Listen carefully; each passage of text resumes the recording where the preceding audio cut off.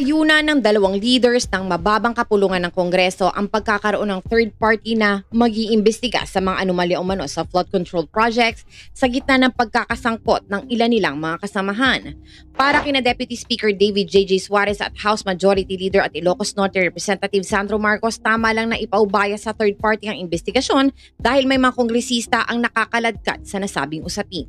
I think we need a third party to look into it kung Congress kasi ang mag-iimbestiga, baka sabihin we investigating ourselves. So dapat talaga may third party, ani Suarez. I agree, ang sagot naman ni Marcos na hindi ang Kongreso ang dapat magsagawa ng investigasyon at nang tanungin kung bakit ay sinabi nitong why would the body investigate itself.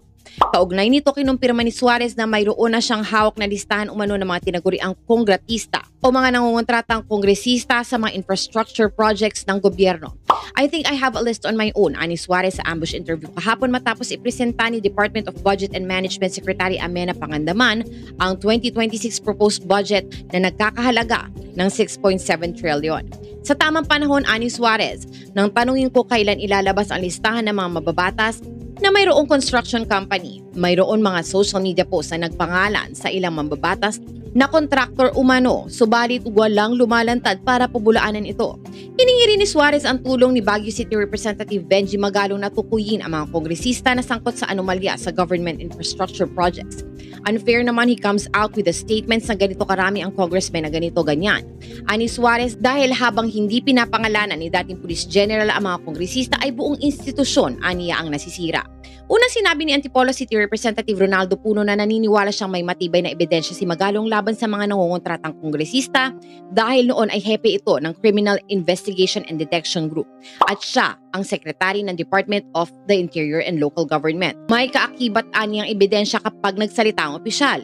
Kapwa rin hinamon ni Puno at Suarez si Senate President Francis Cheese Escudero na pangalanan kung sino sa Kamara ang nasa likod ng demolition job laban sa kanya dahil ang buong Kongreso ang napapagdudahan.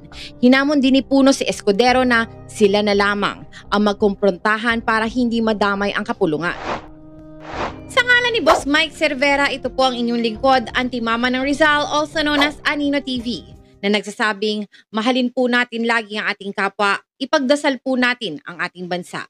Magandang umaga, magandang hapon at magandang gabi, saan man dako ng mundo naroon kayo, at syempre, magandang buhay na rin para sa ating lahat.